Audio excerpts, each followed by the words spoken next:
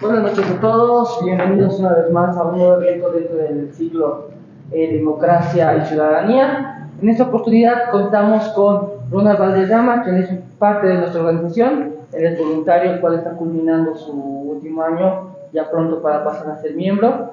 En esta oportunidad, Ronald, que es una persona con amplia experiencia en lo que es el tema electivo y sobre cómo se desarrolla las elecciones en nuestro país, quien también es abogado y docente universitario, nos va a explicar sobre lo que significa y lo que es las elecciones y lo que significa ser un ciudadano en el caso del Estado boliviano. En ese sentido, les agradecemos por estar aquí y bueno, estimado Ronald, cedemos la palabra. Muchas gracias por estar junto con nosotros. Gracias, Esteban. Buenas tardes a todo el público. Mi persona preparó justamente el tema democracia y ciudadanía, proceso electoral y el rol de los ciudadanos. Vamos a hablar sobre la importancia de la participación ciudadana en la democracia. Para eso, hagamos una breve introducción. ¿Qué es el rol del ciudadano? El rol del ciudadano en las elecciones es esencial para fortalecer la democracia a través de ejercicio del voto y de la participación activa. Desde este concepto, nos vamos a enlazar precisamente a que en Bolivia se trata más o menos de enfocar el rol del ciudadano simplemente a un hecho electoral, donde cobra más fuerza, pero no es así. Vamos a ver más adelante que el rol del ciudadano involucra muchos aspectos. Dentro de ellos tenemos el papel del ciudadano en la democracia. Como verán, el ciudadano es pilar fundamental en la democracia. Es una parte activa del sistema político inclusivo. Como se puede ver, la efectividad del voto no solo radica en el acto de sufragar, sino en la constante implicación en los procesos democráticos que promueve la colectividad y la representación.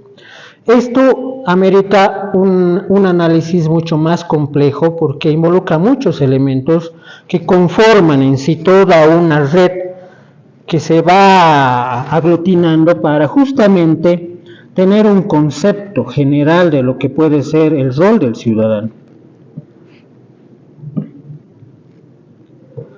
Dentro del rol del ciudadano involucra derechos y responsabilidad, justamente lo que les decía en el acto de sufragar, el voto. Votar es un derecho fundamental que implica responsabilidad.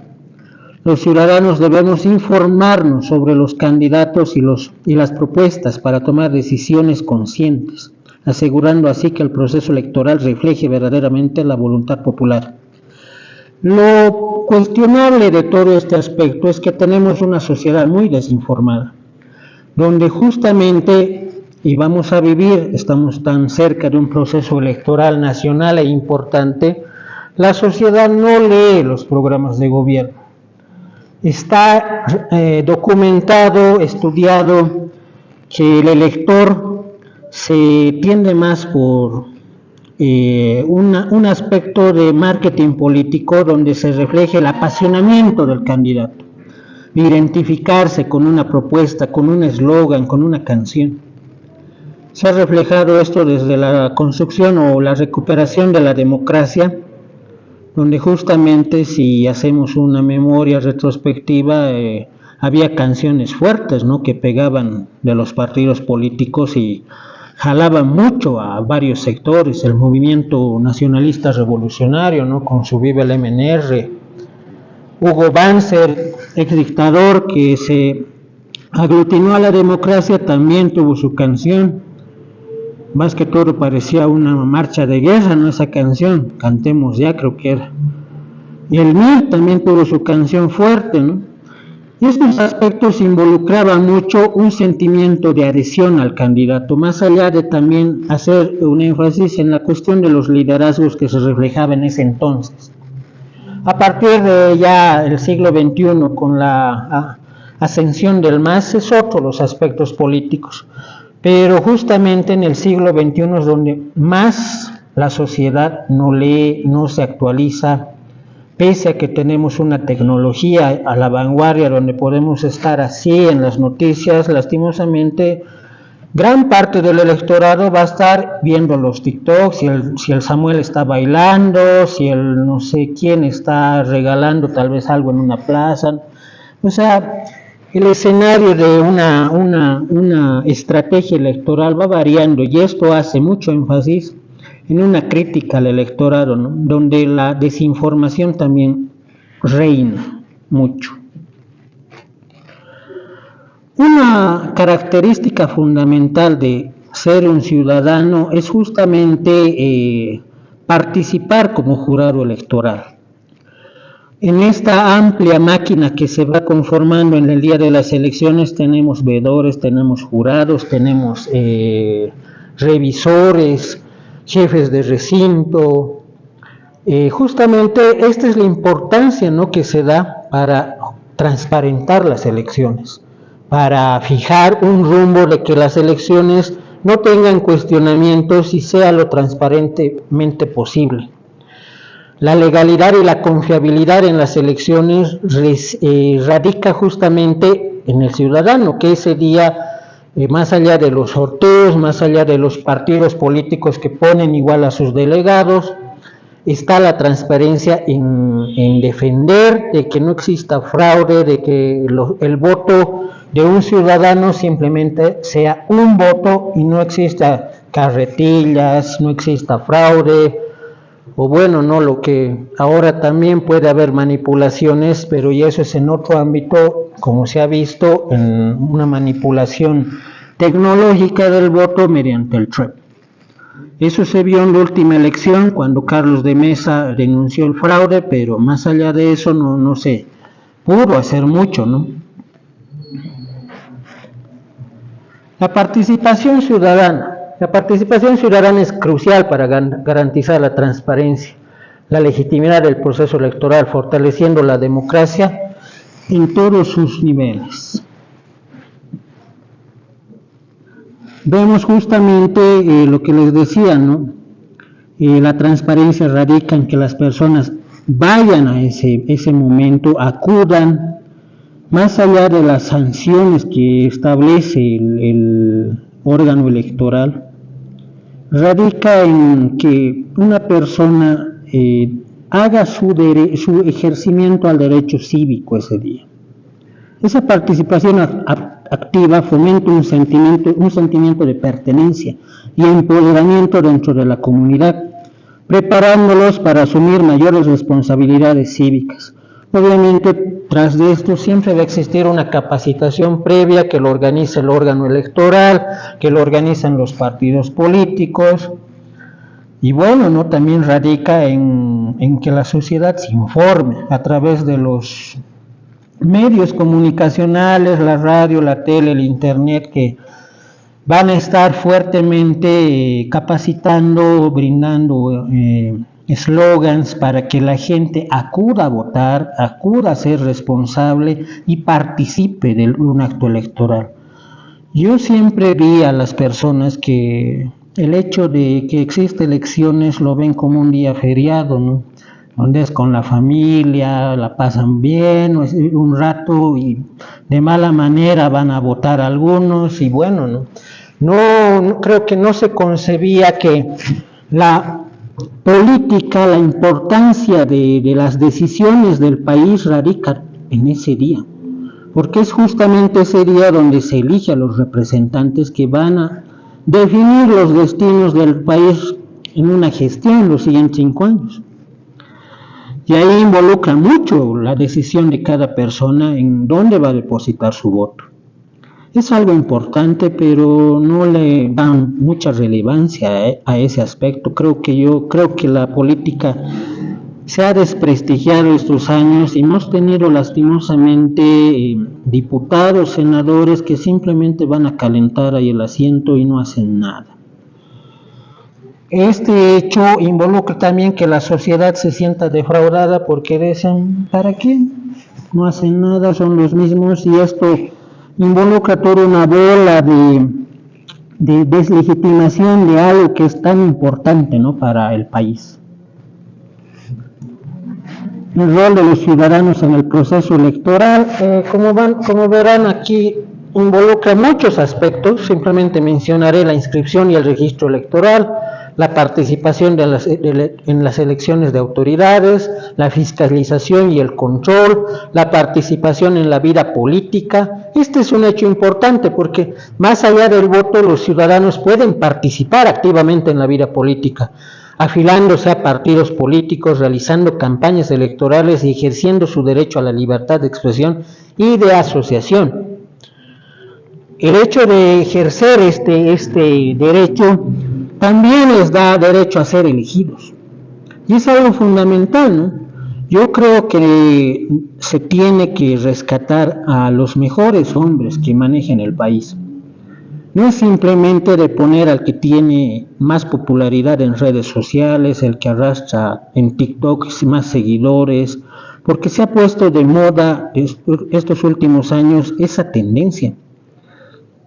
Y tienen que ser los mejores hombres y mujeres que asuman ese rol. En este contexto está claramente estatuido que los ciudadanos pueden y tienen el derecho a participar en esta vida política.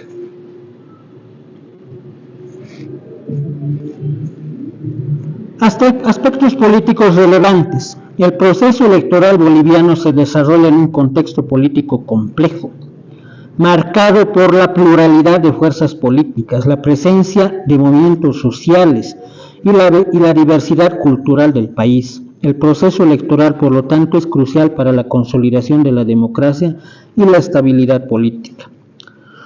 Puse esta diapositiva porque estamos en una coyuntura de un proceso electoral próximo donde tenemos los siguientes candidatos hasta el momento, ¿no?, habilitados. Pero me suscribo a parte de colegas, analistas, politólogos, donde hacen énfasis de que vivimos en un momento de coyuntura política donde los análisis a veces no se dan.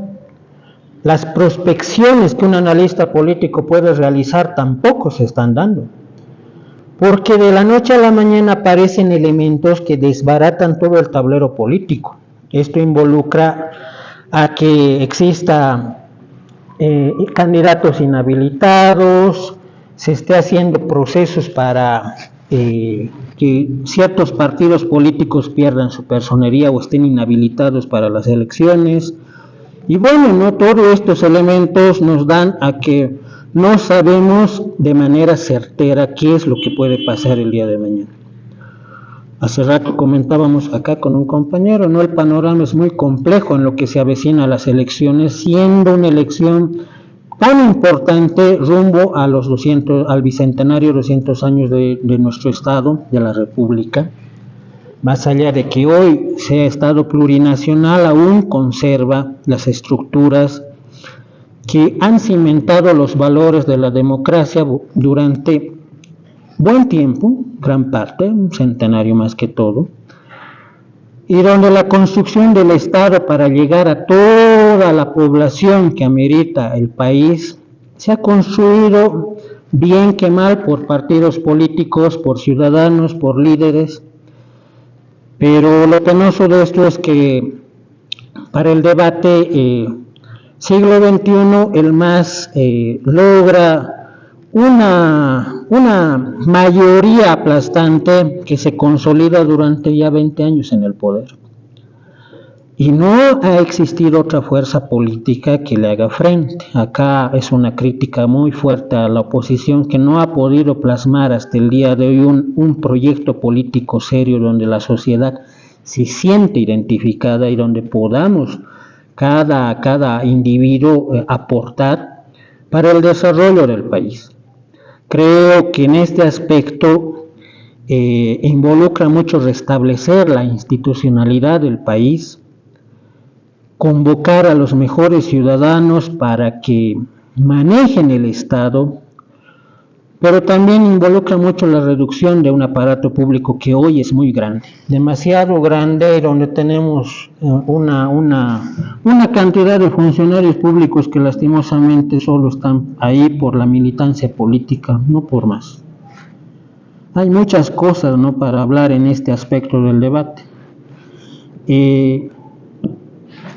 Siguiendo con esto, el concepto y experiencia de democracia. Acá no me voy a limitar simplemente a que vayamos a retroceder mucho en el concepto de democracia, porque conceptos de democracia desde Aristóteles existen demasiados.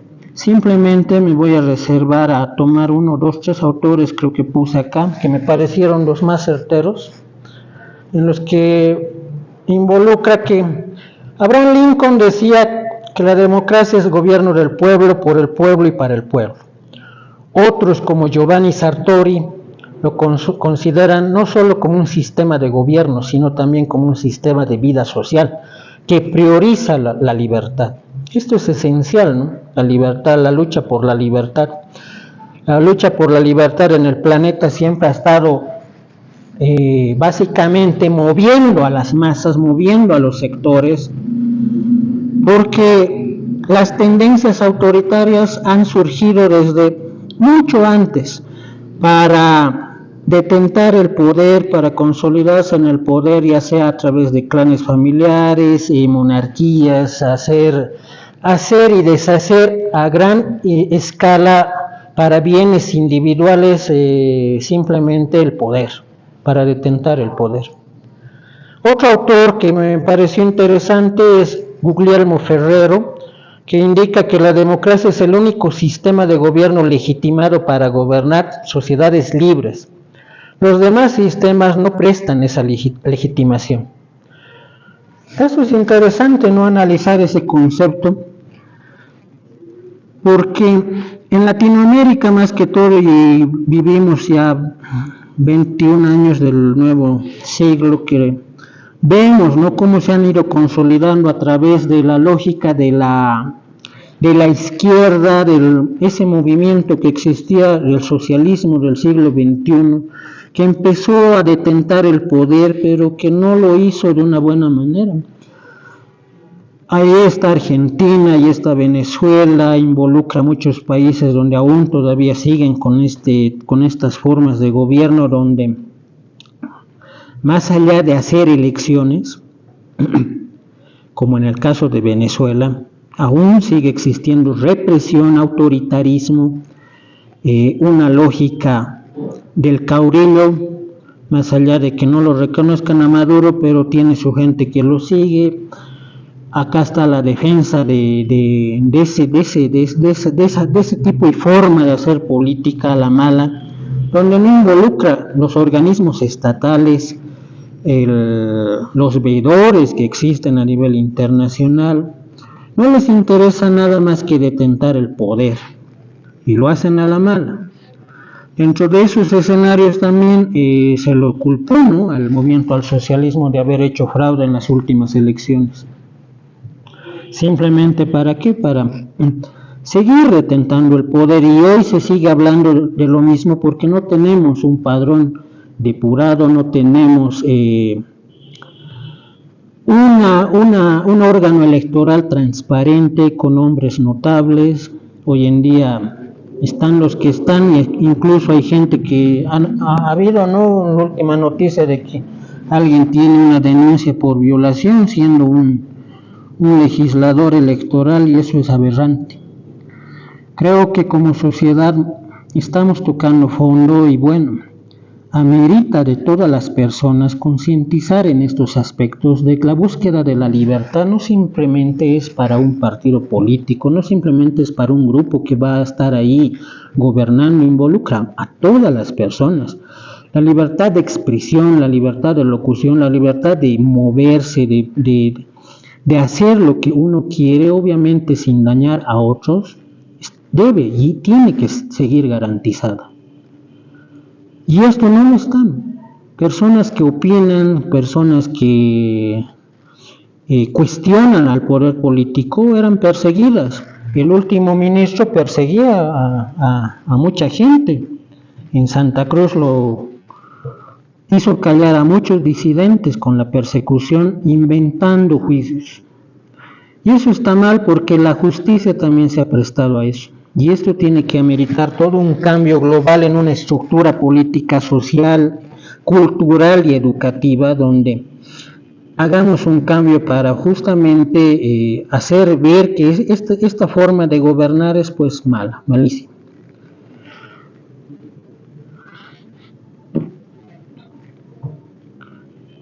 Hacemos un hincapié en el sistema electoral, que también tiene una amplia composición de elementos que arman un sistema electoral.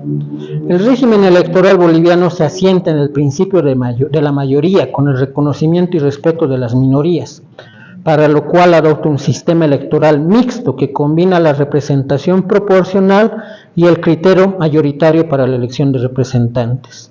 Como pueden ver en el gráfico, la mayoría absoluta se lo lleva para la presidencia el candidato si no obtiene el porcentaje de diferencia de 10%, y en la segunda vuelta, más allá con un voto, puede ser presidente. En la mayoría simple está el caso de los candidatos uninominales, que tenemos 70 circunscripciones uninominales, donde gana por simple mayoría. Y en el sistema proporcional están los senadores y también otra parte de diputados, que se hace una fórmula de representación proporcional para justamente empezar a adjudicar a los partidos políticos representantes a la Asamblea Plurinacional. Como verán, el sistema es mucho más complejo de esto. Utiliza la fórmula D'Hondt, creo la menciono más adelante, para tratar de generar una proporcionalidad a una sociedad tan variada, tan diferente, porque a nivel Bolivia tenemos tantos grupos sociales que piensan de otra manera. Y como se decía en anteriores jornadas, ¿no? Bolivia es muy compleja en su formación social, pero el sistema electoral trata de justamente a las minorías darles por lo menos una parte de representación en este aspecto.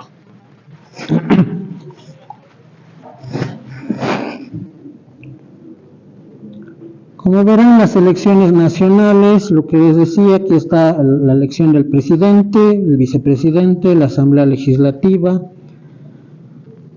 Aquí hay algo que me llamó la atención, que lo pongo con rojo,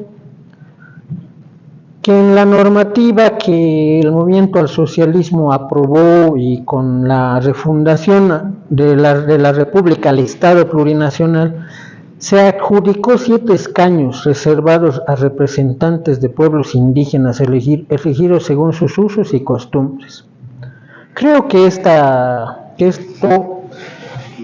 decisión política meritaba mucho más el hecho de que un solo partido se beneficia, ¿no?, de ese aspecto. En ese momento es el movimiento al socialismo, creando una sobrerepresentación más allá y defenestrando el principio de que un ciudadano vale un voto.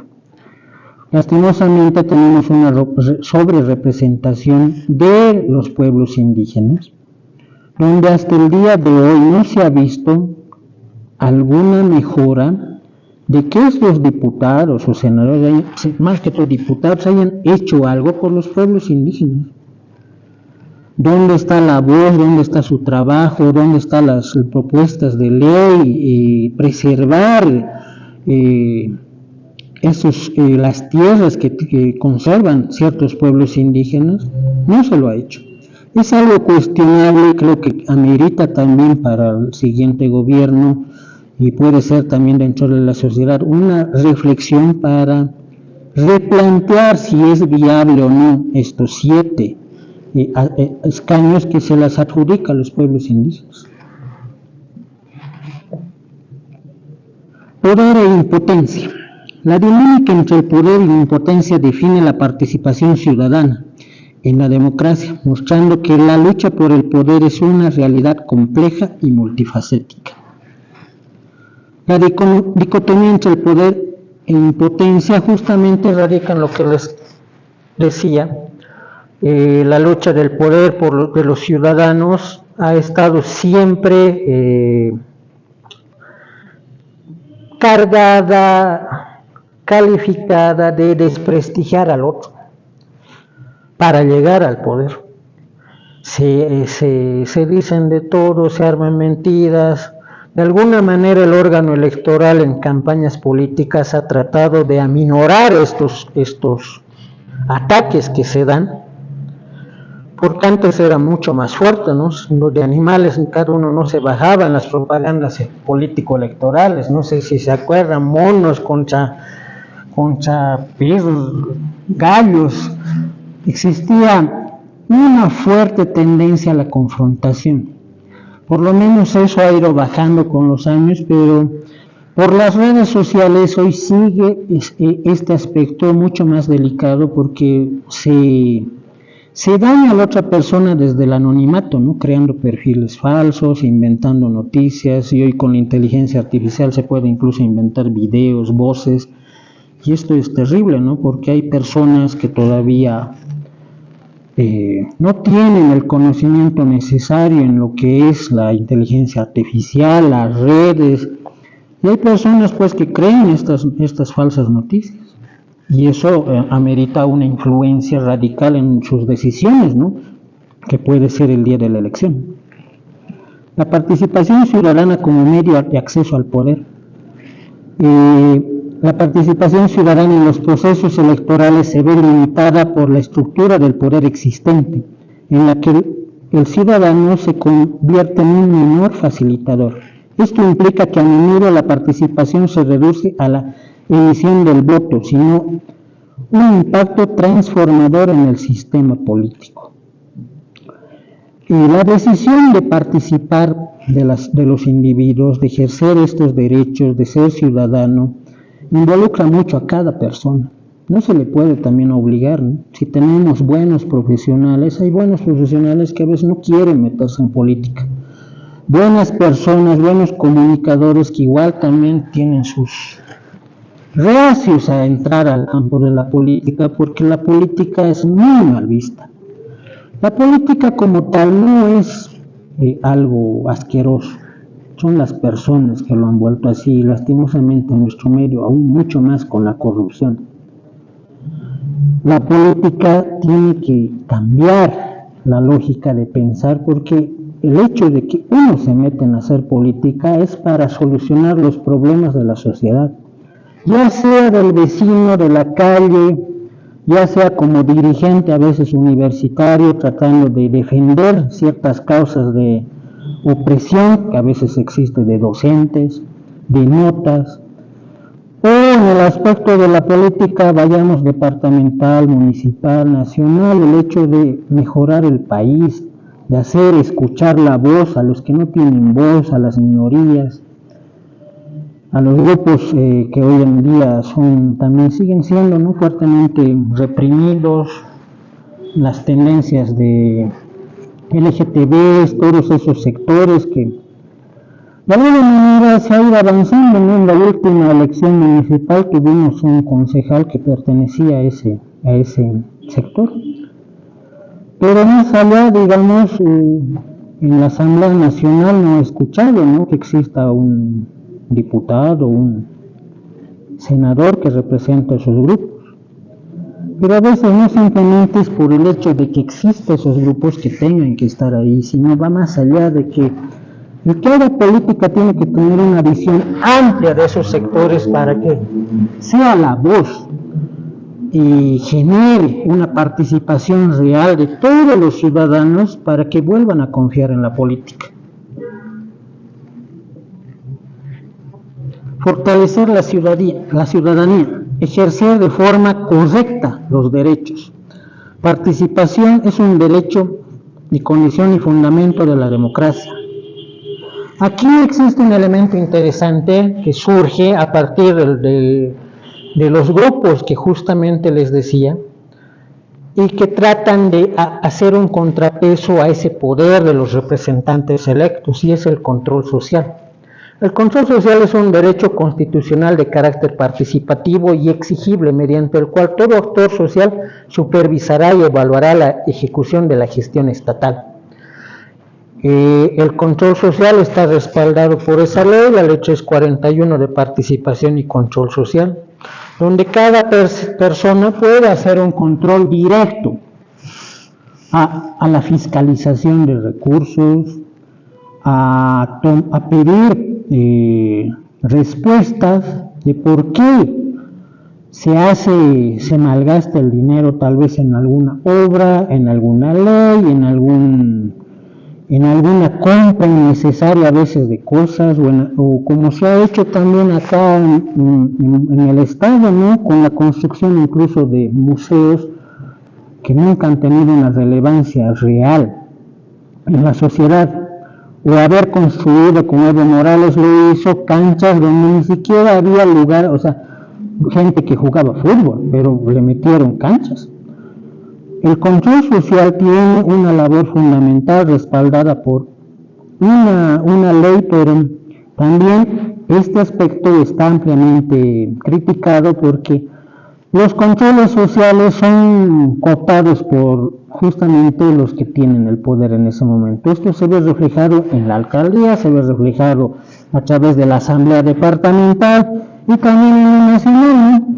Les dan ciertos favores y el control social cae a la fiscalización real que tiene que hacer y a todas sus labores establecidas según la normativa, la 341.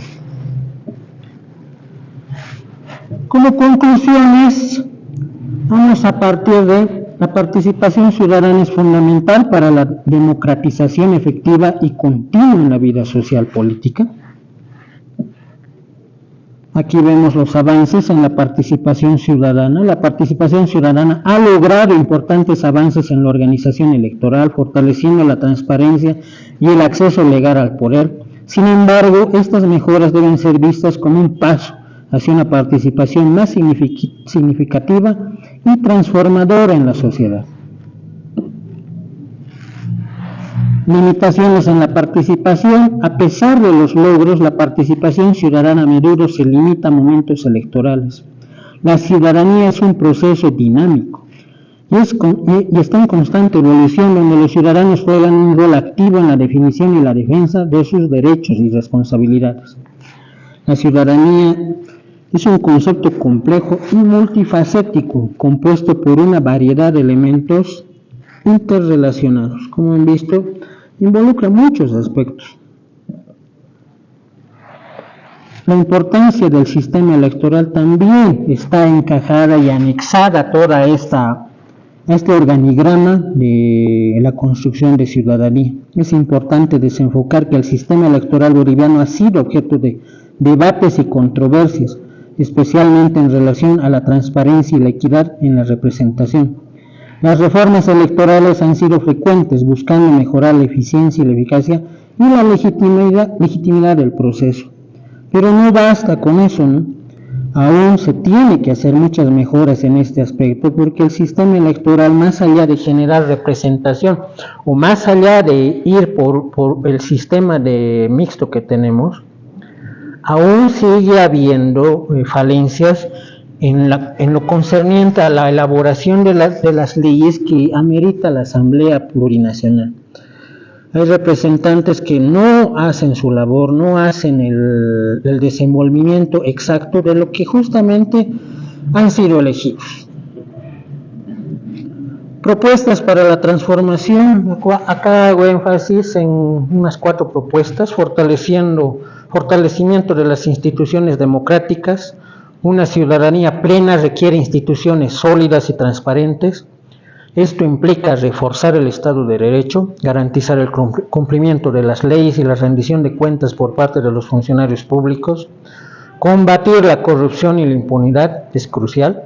Promover la participación ciudadana, facilitar la participación ciudadana activa de los ciudadanos en la toma de decisiones políticas a través de mecanismos como referéndums, consultas populares y la participación en organizaciones civiles. Si bien esto está plasmado en la normativa, las leyes que existen, pero son pocas las instituciones, los grupos que hacen uso de esto. Independencia judicial, una judicatura independiente e imparcial. es esencial para proteger los derechos de los ciudadanos y garantizar la justicia. Más allá de una reforma judicial que, bueno, el año pasado encabezó Juan del Granado con juristas para cambiar este sistema, lastimosamente no lo logró porque faltó un mínimo de firmas que requiere los requisitos para cambiar todo esto. Pero involucra mucho más, involucra concientizar a la sociedad diariamente, involucra que la educación sea cambiada, más allá de esas leyes que ya tienen 20 años de vigencia, la ley Avelino Simiani, no sé cuál otra más existe, Lizardo Pérez. Hay una reforma que se tiene que hacer desde la educación, y esto involucra desde el colegio y desde lo básico.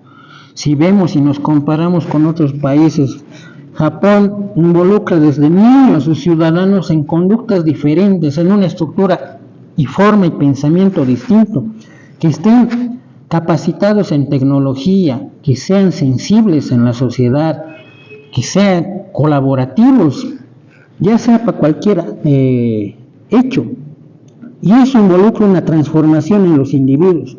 Creo que ese paso aún no lo hemos hecho y amerita reflexionar sobre eso para llevar justamente los cambios que necesitamos como sociedad, como país, y transformar este estado que lastimosamente y últimamente se nos cae. Esa es mi exposición, compañeros, sobre estos temas, y bueno, no insto a cada uno a hacer la contribución respectiva con preguntas o comentarios. Muchas gracias, compañeros.